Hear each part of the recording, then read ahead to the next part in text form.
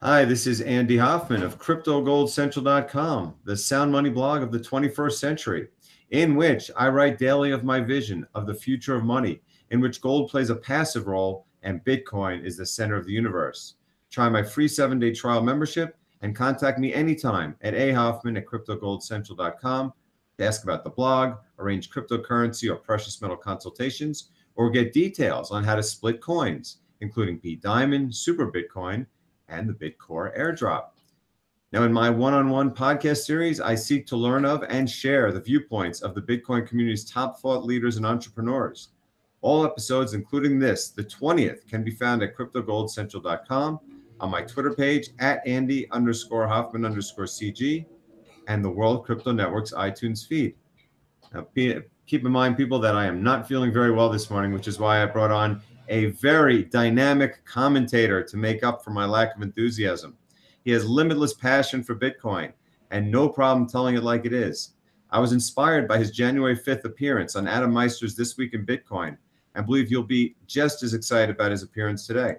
That man is Kenn Bosak, who can be found on Twitter at Kenneth Bosak and on his self-titled YouTube page. To that end, Kenn, welcome to One on One. How goes it? Thank you so much for having me here today.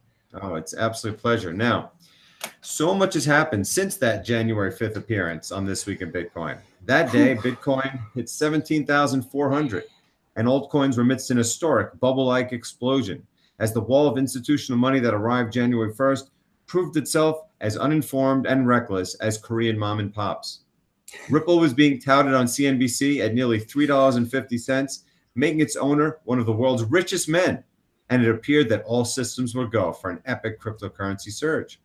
However, the tides rapidly turned, yielding an equally vicious correction.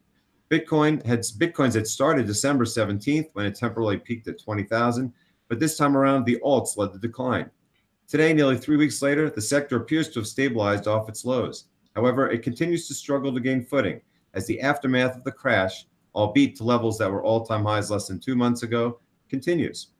Kenn, tell us if you think what we are seeing is simply the consolidation of a parabolic move, which when it completes will simply yield a new equally sharp surge, or alternatively, is something fundamentally wrong with cryptocurrency that could yield further substantial losses? And finally, what ramifications of the boom and bust might we expect in the coming months, if any, regarding Bitcoin's dominance of altcoins?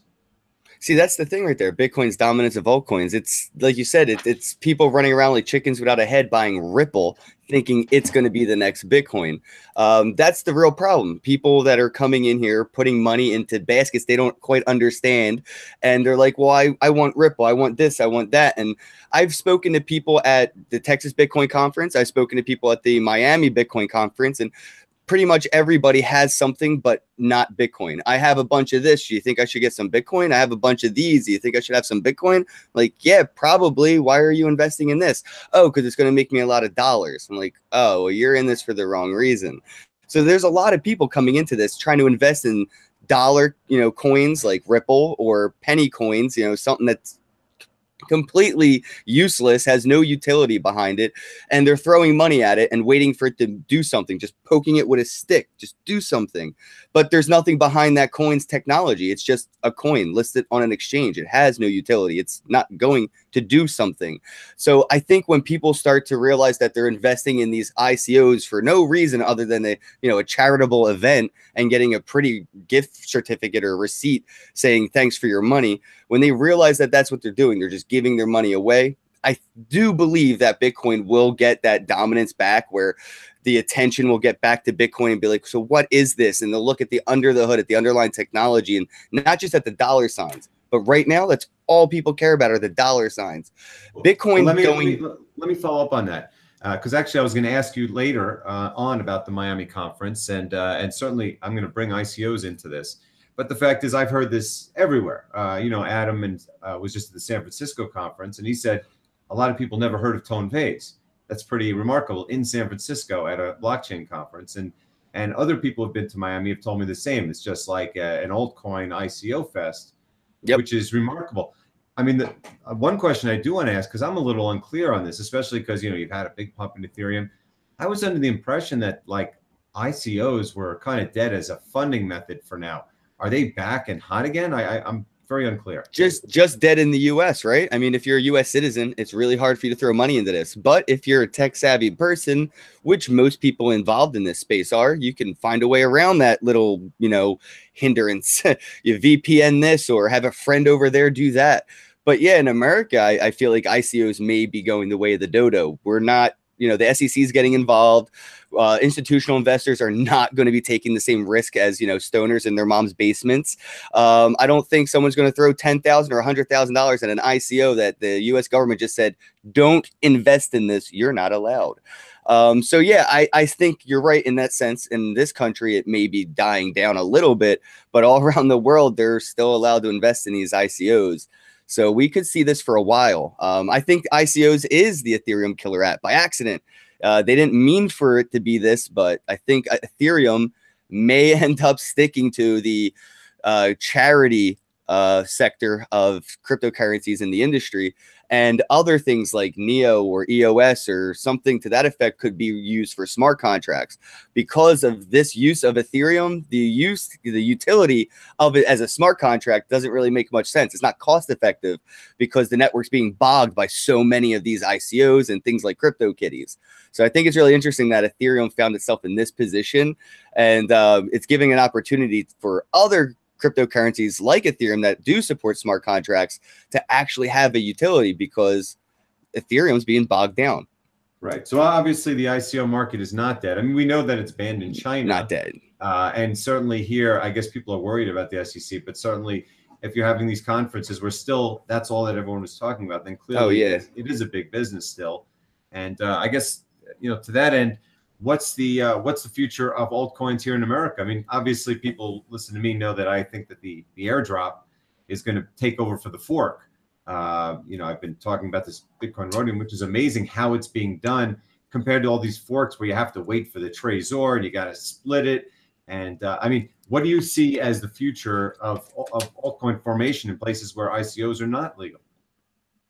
Yeah, I could see forking, fork this coin and fork that coin and stuff like that to get around it. If you hold this coin and we fork it, you have our other coin, and before we announced this, we bought a stockpile of that coin we're going to fork.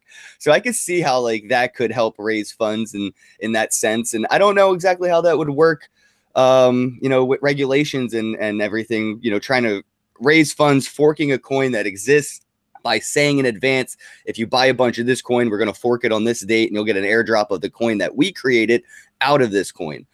But yeah, I guess that's an interesting way of seeing, a different way of raising funds and a different way of creating a cryptocurrency by forking it. That will, I think, be the next wave. Like ICOs were like last year's thing. This year's thing will probably be forks. Everybody's already talking about Diamond and Be Private and everything. And it's interesting because I feel like they seem to care more about these new forks than they do about Bitcoin. They don't go back into the history of this. They're just looking forward. Like, well, you can't get the forks if you don't own Bitcoin. That's the funny thing. And you don't have to buy the forks if you simply own Bitcoin, which shows you how far behind the thinking is. But what I'm trying to say is I think the forks are what's dying. Not that you can't be creative. Yes, Be Private is a technological marvel in that they're creating something new, even though what they're creating may not necessarily be something that can't be done by others. But people are going to have to be creative. And I'm talking about actual airdrops, just like what we're seeing in B-Rhodium, where there's no splitting or forking. Because remember, when you fork, you also have the stigma of being a copycat. I mean, Be Diamond, Be Lightning, Super Bitcoin, United Bitcoin, Segwit 2x, 2.0. These are all terrible forks, and Bitcoin Gold, even with being on the Trezor, they're not worth much. The only one that's worth anything is Bcash because of Roger Ver. Otherwise, it's not working, and that's why people need to try other things. Right. I use Litecoin for things that Bcash wants to be. I feel like that's funny. Like Bitcoin Cash came into existence to do everything that Litecoin has been doing already. I don't know. I don't blame Roger at all. And Bitcoin will do too. Like we just had your conversation about Ethereum. Now, obviously, Rootstock is brand new, so you got to catch up to that network effect. But they could do it too at one time. And the same thing is, well, if Litecoin can do it, well, Bitcoin with the Lightning Network can do it. I mean, all these things Bitcoin can do. The question is, how long can you keep a network effect when the big king is coming right behind you? Right. I mean, what Bitcoin is like everyone says the 1990s of the internet. We're at like 56K dial-up. So Bitcoin is still at dial-up phases. So imagine using Bitcoin's blockchain and you're like, get off the phone. I have to send a transaction. That's like where we're at right now. And you want Bitcoin's blockchain to handle Netflix at 4K in 360 VR like resolution. It's not going to happen. If Netflix was to try to come out in the early 90s, it would have either broke the internet or it would have immediately failed as a business platform. So that's where we're at right now. Things are trying to build on top of Bitcoin. Bitcoin's not ready for you to build on top of it. We still have to build Bitcoin for it to be ready for you to build on top of it. And the ironic thing is that all the forks are also Bitcoin. In fact, Bcash it doesn't even have, they don't even have SegWit. So it's been proven it can't be scaled on chain. And anyone who forks it saying, yeah, but we're going to be faster than Bitcoin because we're changing a protocol, it's all lies. You can't. You literally can't do it. Well, that, and they're also pushing people out from getting in to contribute to Bitcoin Cash, right? Because the border to entry is a little more expensive. It costs a lot more to contribute to that network. Bitcoin with SegWit and everything, it's not as expensive. I can very cheaply go ahead and run a full node if I wanted to. I haven't yet. I am looking into it. But, it's not that expensive. And more people can contribute. I think it's really interesting how Bitcoin Cash is, in my opinion, Bcash is phasing out of its like popularity because of all these forks coming after it and after it and after it and after it. It's like really starting to take away from its power every time there's a new fork, because it's like, oh, well, that was last fork. There's 2 more forks. You got to get the new one. And that's like, no, you got to get the other, the original, the OG BTC. That's exactly my point. Even if you wanted to improve on Bitcoin, the fact is, all these other ones are saying we can do it better by changing 1 or 2 protocols, which is exactly what Bcash did. And actually, some of them actually have SegWit. So I think that the forking off of Bitcoin thing is dying out because there is a stigma involved of simply copying, and none of the things that people are proposing are actually doing anything. Now, I agree, Be Private is trying to merge into it a use case that Bitcoin doesn't have.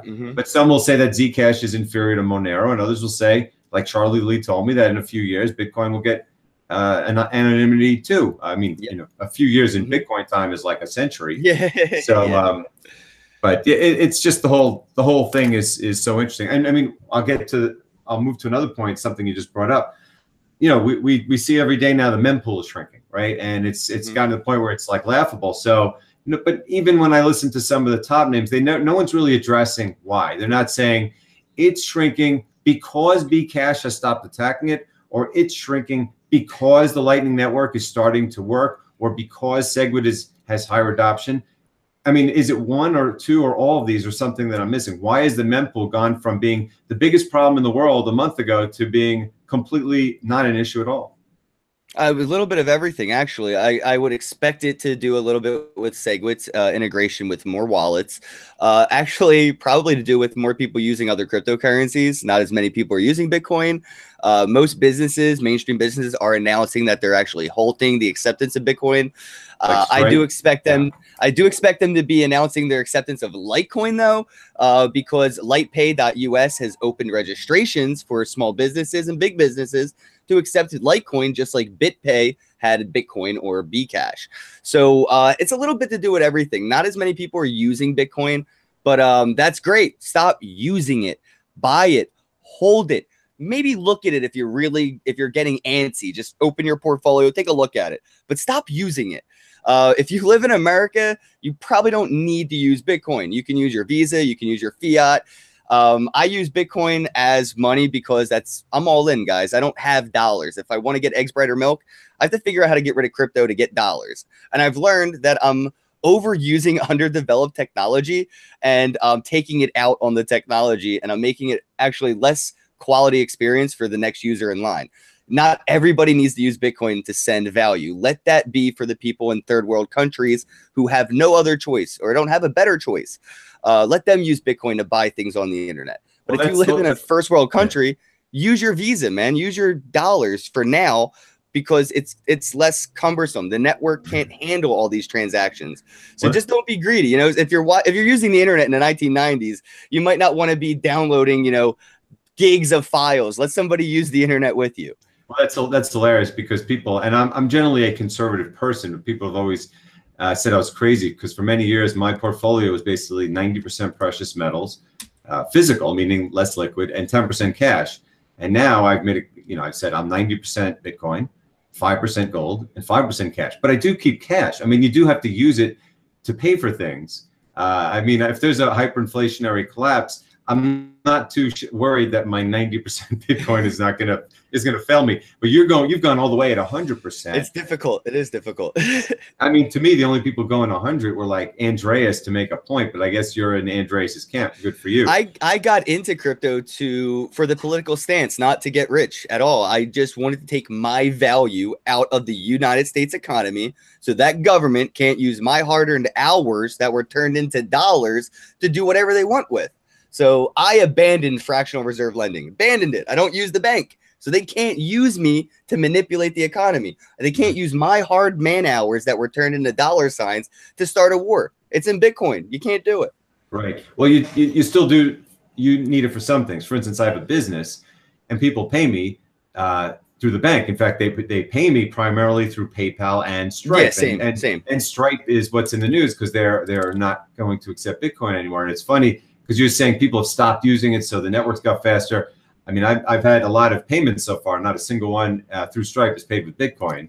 And it's just in general, I'm not sure I believe that the network has got slower because people are stopping using it, because I don't really think too many people use it other than to send it from Coinbase to their Trezors. There are some people, but that said, I do agree. I've always believed that Bitcoin's not the end all for every transaction. I think there's going to be many cryptos that are going to be useful for many things. Some of them will be decentralized like Litecoin. Some of them may be Amazon coin. But if people are in fact starting to use cryptocurrency for transactions, even if it's not Bitcoin, that's the most bullish thing that I've heard. Sorry. Take your time. I was saying it's incredible if people actually are using alternative cryptocurrencies to buy things. And it would be incredibly bullish if, say, Stripe, well, I doubt Stripe will do it, but if Amazon or somebody took Litecoin, they won't take Bcash. Actually, I just used Amazon. Well, I'm ordering a computer off of Amazon. Then I used Purse.io, right, and I'm using Ethereum. So I'm actually saving like almost $1,000 on this computer because of cryptocurrencies, and I'm going to use an alternative currency. So that's pretty cool. I've been using my Shift payment card, the one that links to Coinbase. And depending on which one of the four currencies, Bitcoin, Bcash, Ethereum, or Litecoin, I actually can choose that day, whichever is the most profitable currency to use that day, whichever had the best volatility, as my daily spending money. So that's kind of why I'm all in. I take what my clients pay me for my consultations. I invest it about 1/4, 1/4, 1/4, 1/4. Then I open up my Coinbase app the next day and I go, which currency is doing better than the last time I invested or the time prior to that? And if something's up 5%, I go into my card, I use Ethereum, and now I'm swiping my Visa card and using Ethereum out of my bank account. Mm-hmm. So it is in effect a debit card. You're not counting on Visa because it's your money you put on your card. Well, yeah, it's a Visa debit card that pulls from Coinbase. So the business gets US dollar, but I'm spending cryptocurrencies. Right. Yeah. And that's the same with Stripe, by the way. For that matter, people may have paid me in Bitcoin. It gives you a choice, yes, Bitcoin or credit card, but they're like BitPay. Like it just goes straight to dollars. So you would never know what they're doing. Oh, actually, something most people don't know about BitPay is if you're a small business and you use BitPay, you can actually choose to hold a percentage in Bitcoin. So you don't actually get all dollars. You can actually hold maybe 5-10% per transaction in Bitcoin as a business. Yeah, we went through that when I was at the precious metal dealer. We were negotiating with them, and they was saying you can keep some or keep none or keep it all. But that's pretty interesting. Cool.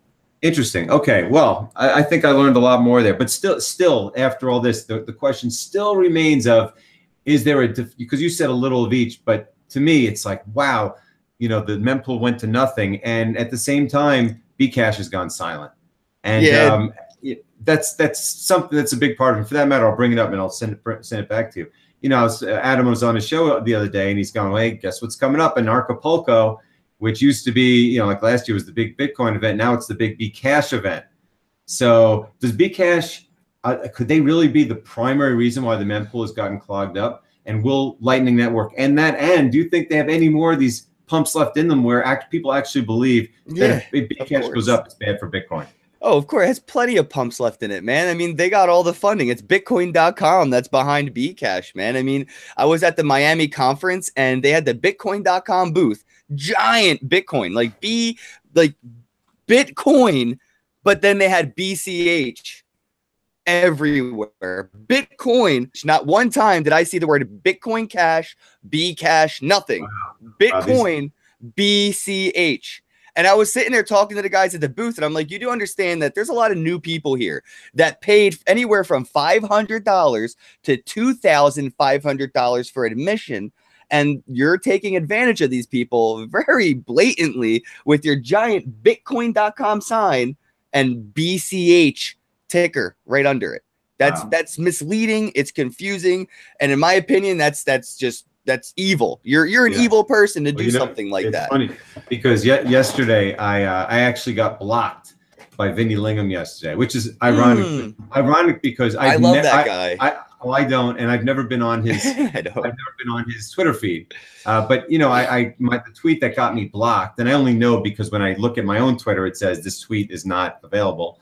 I said, man, this sector's got so many like Anakin Skywalker to Darth Vader's where they were like super pro Bitcoin, and then they just go into the Bcash propaganda way, and that's the guy who runs an Acapulco. So I just don't understand how people can. It's one thing if you believe that Bcash is better, which factually, you know, like Rocky Palumbo was on my show, he proves otherwise. But to be so with the propaganda and the lies and attacks, it's really remarkable.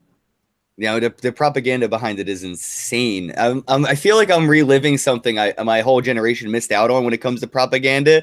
It's like I said, it says Bitcoin.com, BCH. Oh, and it also said BCH, please. So like it was even more like childish. It felt like high school running. They paid money to a printer to have BCH, please. Yeah, and it was on all the girls, the boob. Oh my god, the booth babes. All I could think of is booba when it came to that for some reason. So they had BCH please everywhere, man. The bracelets on their shirts, on their little, what do you want to call them, like the aprons, everything. And it was bad. Like I said, it felt like I was in high school during like a class president like election in a really bad Disney movie. That's I was like, amazing. This is starting to get like pathetic. When you think about who's in charge, you got Roger Ver, who's almost like a sociopath. Like he seems to have very little social skill. We have Rick Falkinge, the guy who everyone knows about his background with women, and you have Jihan Wu. I mean, who are the people making the decisions to hire like hot booth babes? Like there's a group. They obviously have to have a meeting, like on a Google Hangout or something. Yeah. Like, are they actually deciding we're going to say BCH, please? Okay, who's going to get the printer? Who's going to hire the girls in Miami? I mean, this is crazy. This whole, I mean, and we'll get. Why don't we? You know, getting off topic. I want to get back to the correction because the question is, after we start back up again. Okay, because I'm assuming that the answer to my question was there's nothing wrong with crypto. We're consolidating and we'll go back up. Sorry, yes. So when we go back up, do we have dramatic change in the dominance? I mean, does Ethereum or Bcash or any of these things, are they able to maintain the gains that they've had in dominance versus Bitcoin for really no apparent reason? Or has the world changed and they are worth, you know, much more against Bitcoin than they used to be? No, this is still all in speculation, right? I mean, nothing's really being used yet. So they're only up there because of their speculation. And I think, you know, Bitcoin as a storage of value, proven itself a pretty damn good storage of value. So that's already said and done. Ethereum and all these other coins still have to prove themselves. And I think this year, after 2018, we could still see money go wherever. But after this year, investors, like, again, this year is the year we're getting real money, you know, like real institutional investors, big money coming in. At the end of this year, those guys, unlike me and all my friends that are thinking this is cool and just throwing money in this stuff, those guys in suits and ties that are throwing 10,000, 100,000 into these projects, they want to see real life use case. They want to see all that money that they gave your project being put into a real application, real use cases. They want to see it produce something that will bring it value. Why am I holding this coin? What is your project doing to make that coin worth something? So I think as this year ages, we're going to see some money come out of these projects because they're not doing anything with all that money. And it will probably go back into Bitcoin as a storage of value until those investors find something that they can invest in that will do something. But a lot of this stuff right now is straight up speculation, and people are throwing hundreds of thousands of dollars into a guessing game. At the end of this year, those guys, they want to see results.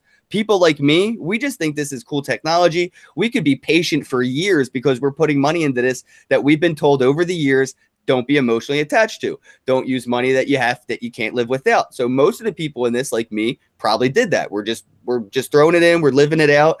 But those guys in suits and ties, they want to see real life results. And if they don't see real life results, they're pulling their money out. That's what's going to happen as this year gets progresses. And I could see that dominance going right back into Bitcoin. What did they buy to buy that shitcoin? They bought Bitcoin, then they sold that Bitcoin to buy their shitcoin. Now, when they go back and look at the time they bought Bitcoin, the time they bought the shitcoin, and what they sold it to buy it back at, and realize all the profits they lost and the dividends they missed out on, they're going to be pissed. And I think they're going to learn a really expensive life lesson, and they're going to buy and hold Bitcoin at the end of this year. But as this year goes on, we're going to see a lot of kicking and screaming from guys in suits and ties because they're investing in things that do nothing. And we're not talking, you said hundreds of thousands. We're talking about hundreds of billions. I mean, the market cap went from 300 billion to, I was talking individuals, but yeah, overall, I mean, some of these coins are coming from $0 to billion-dollar market caps, multiple billions of dollar market caps overnight. Yes. This was the wall of money, which amazed me. Because I understand, I'm from Wall Street. I know the hedge funds. I've been saying it for some time. They start January 1st, and we all knew it. There's a lot of front running of them starting up. I called it, Brian Kelly called it the wall of institutional money. I was talking about it before that. I knew this was going to happen, but I didn't expect it to happen this way, because these are big money investors speculating as if they are Korean mom and pops into things which I believe with all my heart that 95% of them never have a chance of doing anything. At all. I wish you were at Miami. Yeah, I just wish you were at Miami, man. There were so many ICOs that didn't even have a use. Like, why are you even doing an ICO? Oh, this is just to raise money.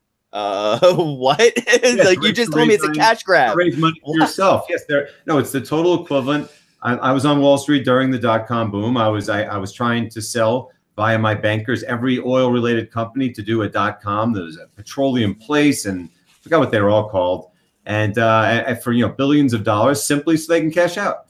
And that's no different than every fork. And maybe Roger Ver believed that up front that he could make Bitcoin better, but I think he knows now that that's not the case. They're not scaling at all. It's ridiculous. And without SegWit, there's no scaling chances. But the rest of them are all pure cash grabs.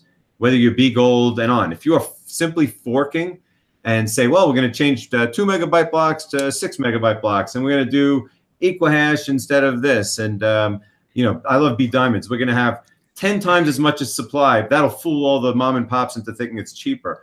I mean, these things don't work. You have to have a use case. Perhaps Ethereum's use case is viable. It's hard to tell over time, but at least it's doing something, as opposed to pretty much, I said the other day, the only two that I can think of that actually do anything are that and Monero. I guess arguably Litecoin, but the other ones are just, they're ideas. There's one cryptocurrency that has a use case, that has a utility, that has a platform, that has users. Which is? Most people, Steam.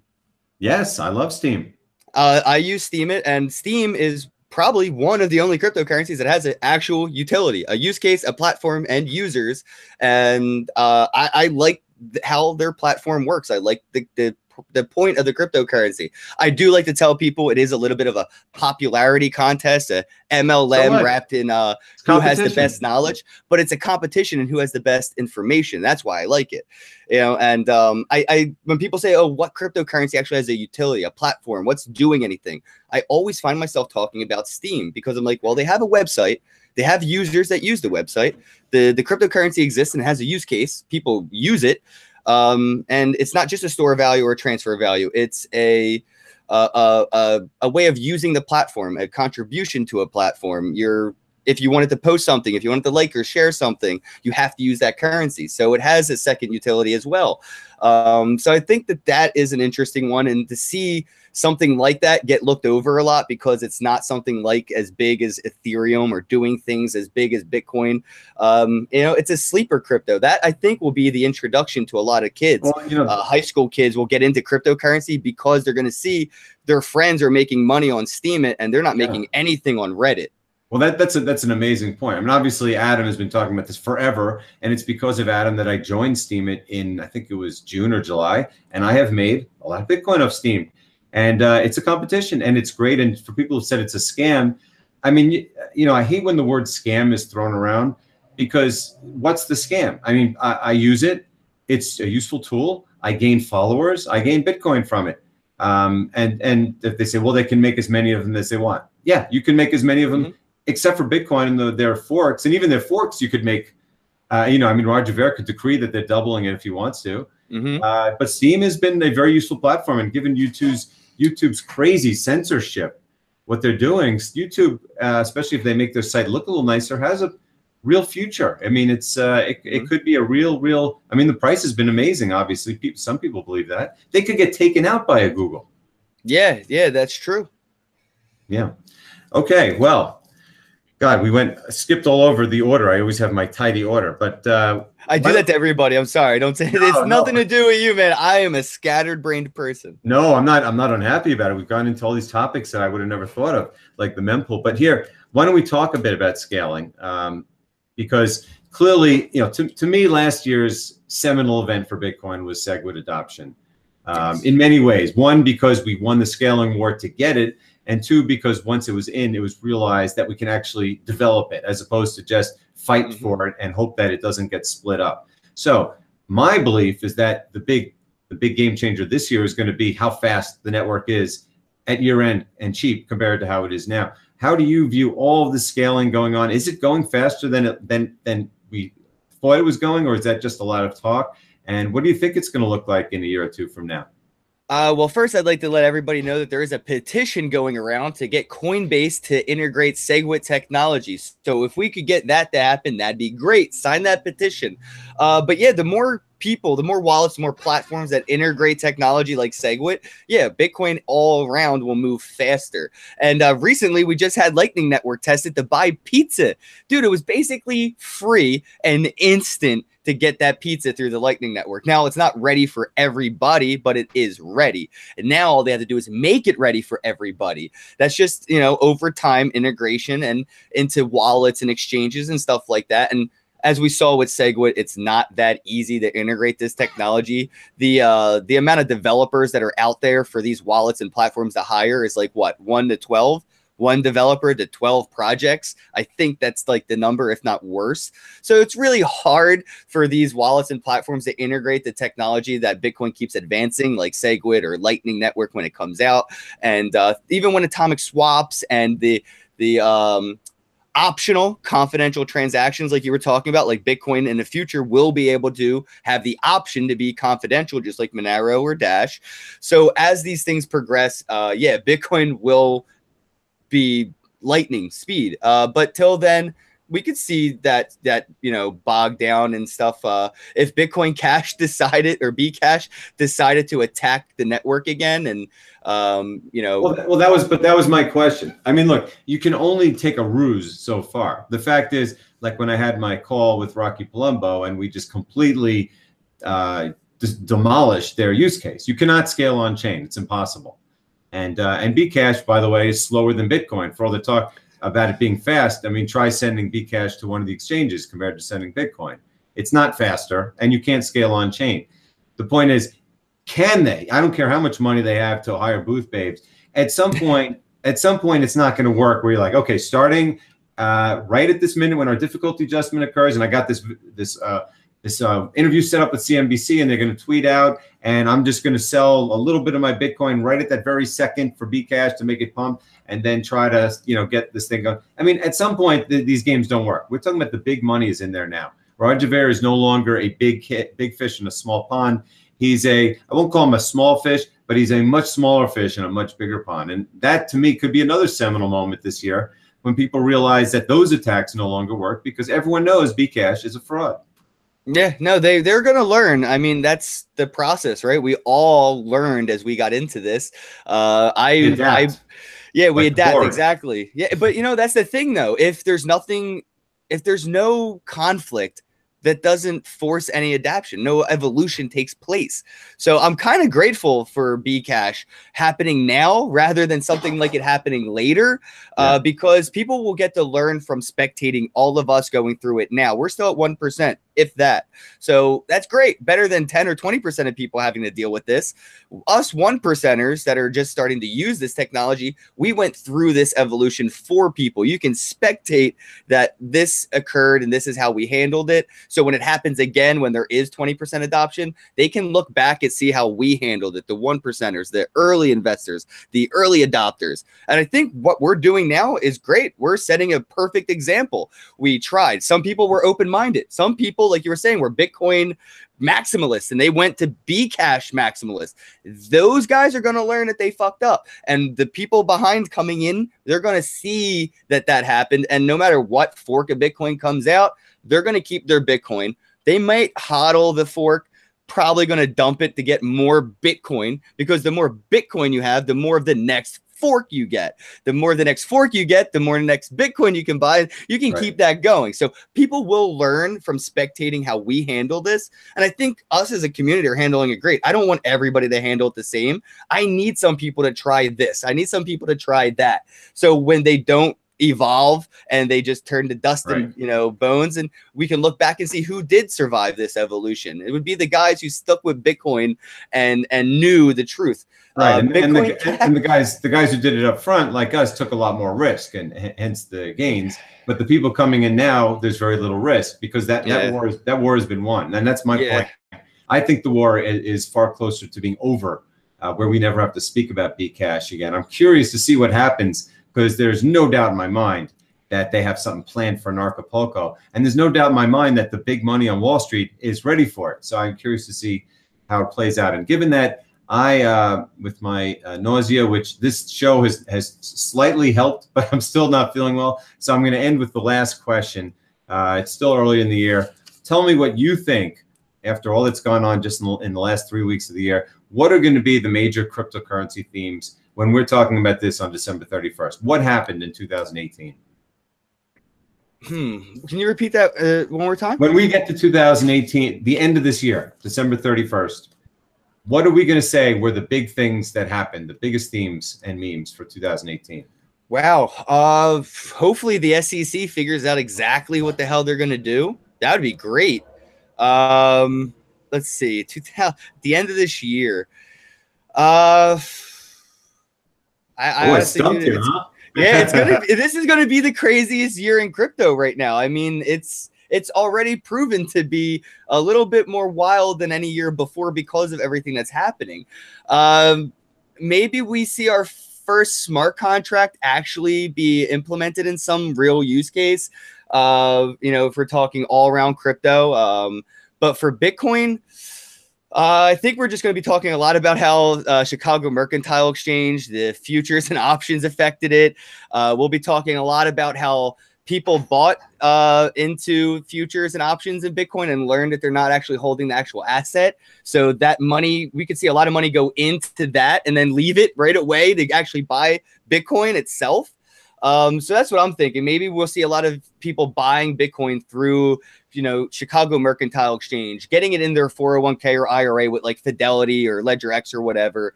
But they're going to learn that that's not, they don't have their private key, right? And they're going to learn about this, the seriousness of not holding your private key. And I could see those people that invested into that way of Bitcoin maybe going and coming out and buying actual Bitcoin itself. And we could even see some people like me who have been buying just Bitcoin maybe look at companies that are listed on the stock market that have some skin in the blockchain game without actually holding Bitcoin. So if there's companies out there that have, you know, cloud mining contracts or hardware like NVIDIA, maybe we'll see some people go into that. But we're going to see a lot of people start to really care by the end of this year what's under the hood and not just look at the price. You know, Bitcoin's price doesn't reflect its use case or its technology. The use case and technology don't really reflect its price.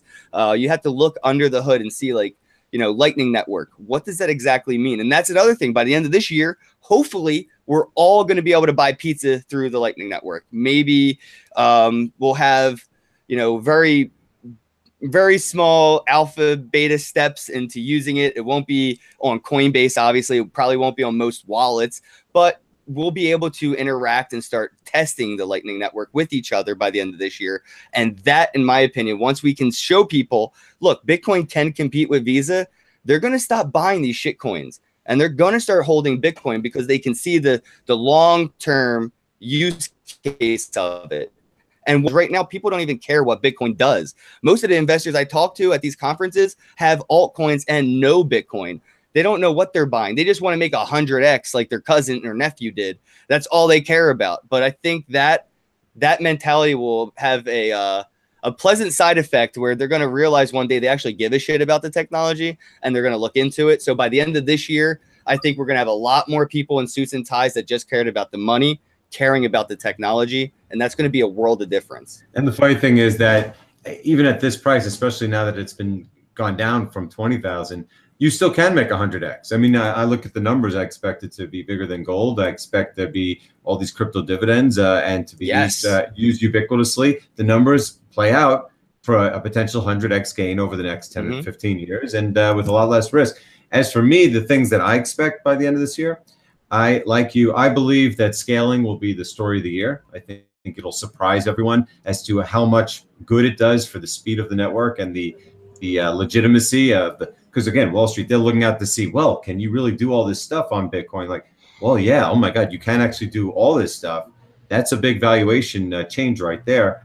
I do think some big names are going to join the fray. I don't know if Amazon will do it yet. That's what I was writing about this morning, but someone will.